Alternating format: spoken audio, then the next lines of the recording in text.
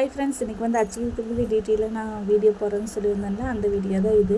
உங்கள் ஃப்ரீ டைமில் மறக்காமல் செக் பண்ணி பாருங்கள். நேற்று அச்சீவ் திருதிங்கிறதுனால நான் வந்து கலசம் வச்சுருக்கிறேன். அந்த கலசத்தில் வந்து நிறைஞ்ச சொம்பு நம்ப தண்ணி மோந்துக்கோங்க. அதில் மஞ்சள், குங்குமம், பச்சை கற்பூரம், ஜவ்வாது, ஒரு ஏலக்காய் போட்டுக்கோங்க. நான் ஏலக்காய் வாங்க மறந்துட்டேன், அதனால் நான் போட்டேன். நீங்கள் போட்டுக்கோங்க. அந்த கலசத்துக்கு மஞ்சள், குங்குமம் வச்சுக்கோங்க. மாந்தலை உங்கள் ஏரியாவில் கிடச்சுன்னா பொறிச்சு வச்சுக்கலாம். நான் மாந்தலை இல்லாதனால நான் வெத்தலை போட்டு வச்சுருக்கிறேன்.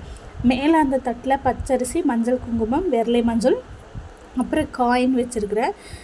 உங்கள்கிட்ட இருக்கிற தங்க நகை எதுவோ அதை வச்சுக்கலாம். என்கிட்ட வந்து வெள்ளி தான் இருக்குது. ஸோ அதனால் நான் எங்கள் வீட்டுக்காரோட ப்ரேஸ்லெட்டும் என்னோடய ரிங்கும் தான் வச்சு சாமி கும்பிட்டேன்.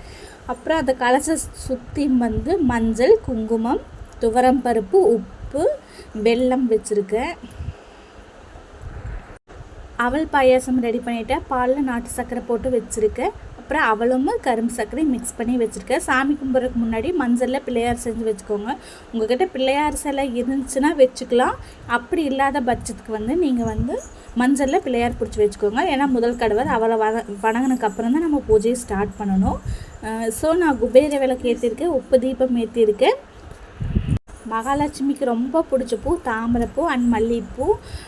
எனக்கு வந்து தாமரை கிடைக்கல, அதனால் நான் மல்லிகைப்பூ வச்சுருக்கேன். அப்புறம் ஒரு தட்டில் வளையல், சரடு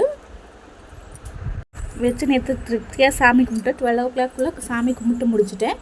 சரி, கொஞ்சம் அவள் மீதி ஆயிடுச்சா, கரும்பு சக்கரை போட்டு மிக்ஸ் பண்ணும்போது சரி அவளோட ட்ரை பண்ணலாம். எங்கள் அம்மா செஞ்சு தருவாங்க, அதனால் நானும் ட்ரை பண்ணியிருந்தேன். அவளோடையும் நல்லா வந்துருச்சு. கடைசியில் அவளை தாளித்து போட்டு அதை கொழுக்கட்டையாட்ட பிடிச்சி வச்சுருந்தேன். அது 3 பீஸ் தான் வந்துச்சு. ஒன்று ஆய எடுத்துகிட்டு ஹஸ்பண்டுக்கும் வச்சுட்டேன். நீங்கள் அச்சய திருதி எப்படி செலிப்ரேட் பண்ணுவீங்கன்னு மறக்காமல் எனக்கு கமெண்ட்டில் சொல்லுங்கள்.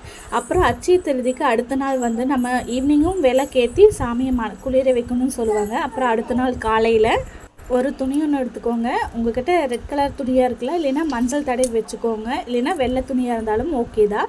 நம்ம யூஸ் பண்ணது எல்லாத்தையுமே ஒவ்வொரு இது வச்சுக்கணும். ஒவ்வொரு கைப்பிடி எடுத்து வச்சுட்டு அந்த கலசத்தில் இருக்கிற தீர்த்தத்தை வந்து நம்ம வீடு முழுக்க தெளித்து வச்சோம்னா கொஞ்சம் பாசிட்டிவ் வைப்ரேஷனாக இருக்கும். அந்த மேலே அந்த சில்வர் தட்டில் வச்சுருந்தோம்ல நகையெல்லாம், அது மட்டும் அப்படியே போட்டுக்கணும். கடைசியில் மஞ்சள் குங்குமம் வச்சு பீரோக்குள்ளே